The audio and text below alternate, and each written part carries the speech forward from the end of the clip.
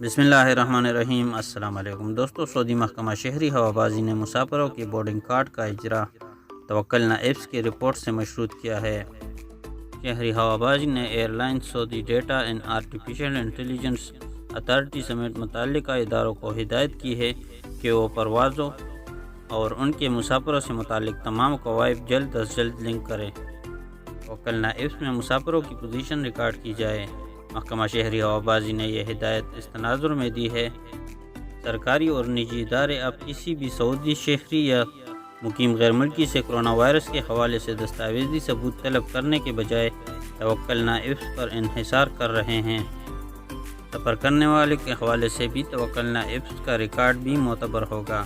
محکمہ شہری ہوابازی نے مملکت آپریٹ کرنے والے ایئر لائنز کو ہدایت کی ہے کہ بورڈنگ پاس صرف ان مسافروں کو جاری کیے جائے جن کی صحت کی حالت توکلنا ایپس میں محسن کرونا وائرس سے محفوظ ہو یا امیدوار کرونا وائرس کا شکار نہیں ہوا ہو۔ یہ ریکارڈ 22 اپریل 2021 سے لیا جائے گا۔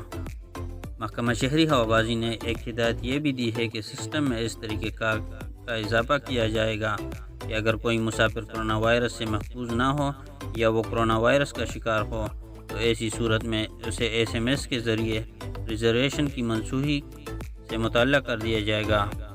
بیان میں مزید محکمہ شہری ہوابازی کا کہنا ہے کہ اگر کورونا کی وجہ سے کسی کا ریزرویشن منسوخ کیا جاتا ہے تو ایسی صورت میں اس کی حقوق محفوظ ہو، کسی طرح کے حق تلفی نہ کی جائے۔